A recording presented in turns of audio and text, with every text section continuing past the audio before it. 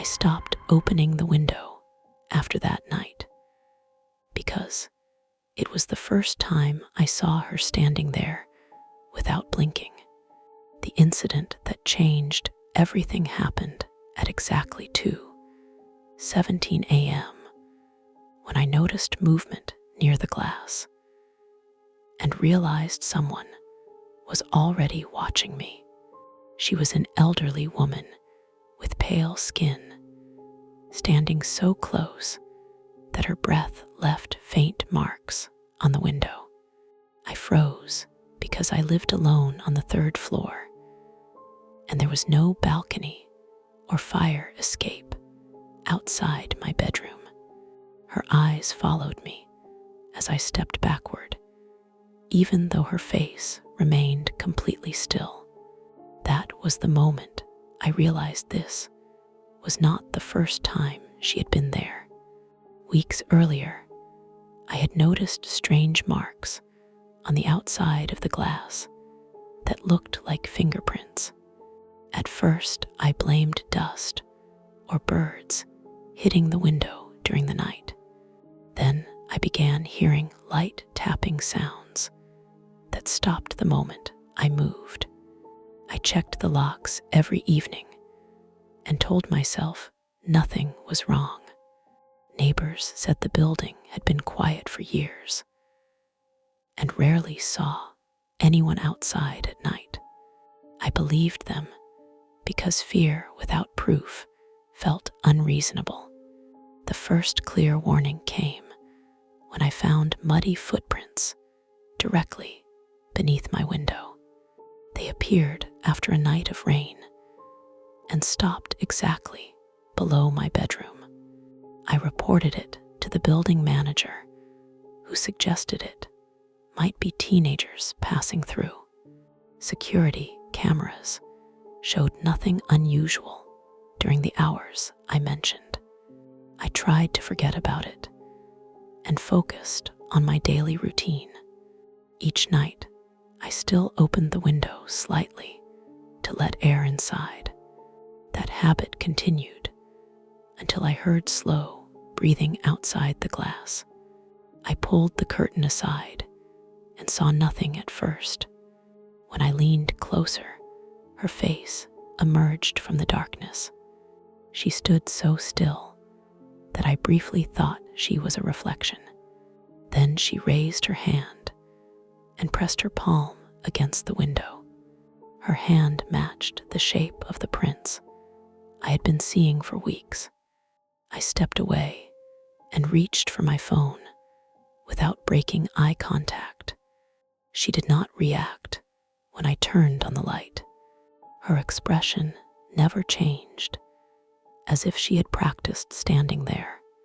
I shouted for help and watched her lips move without sound. That silence was worse than any noise she could have made.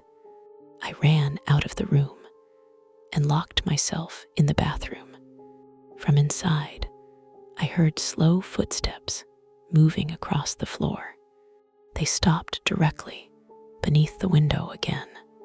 When the police arrived, there was no one outside. They found no ladder and no explanation.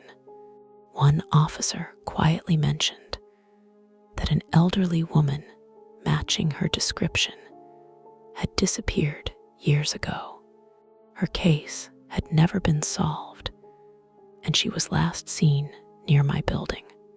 I did not sleep that night. When morning came, I checked the window again. Fresh handprints were pressed against the glass from the outside. That was the night everything changed. The days after that night were filled with inspections and repairs that did nothing to calm the situation. I sealed the window shut and added a wooden brace across the frame. I installed a small camera facing the glass to record any movement. The first night the camera ran, it captured nothing unusual. On the second night, the footage showed brief static at 2:17 a.m. The timestamp matched the hour when I had seen her.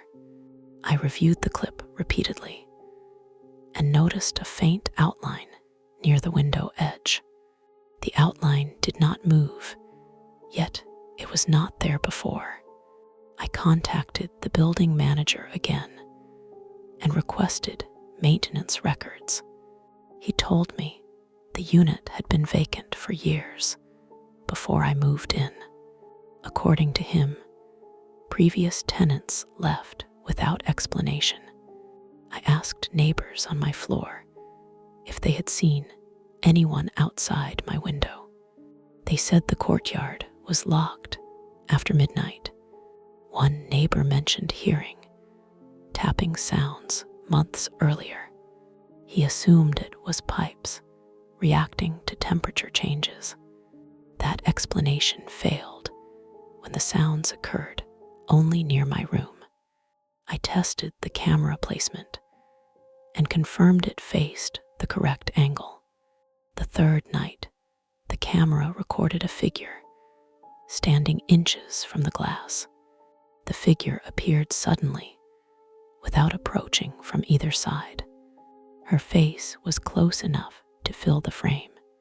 She stared directly into the lens. The recording ended after 7 seconds due to power loss. Electricians later confirmed there was no outage in the building. I replaced the camera and added a backup battery. I also placed tape across the window to detect any contact. The next morning, the tape was broken in 3 places. The breaks aligned with finger positions. I checked the footage and saw her hand press against the glass. Her movement was slow and deliberate. She did not attempt to open the window. She simply stood there and waited. I called the police again and showed them the recording. They said the image quality was poor and inconclusive. An officer suggested it might be a prank using projection. That theory collapsed when the tape evidence was reviewed. The officers left after filing a brief report. That evening, I heard footsteps below my room before midnight. I stayed away from the window and watched the camera monitor. At exactly 2:17 a.m., the screen went black again. In the darkness of my room, I heard breathing right outside the glass. The following morning, I reviewed the backup system and found the battery fully charged. The memory card contained a single corrupted file with the same timestamp. I contacted a private technician who specialized in surveillance systems.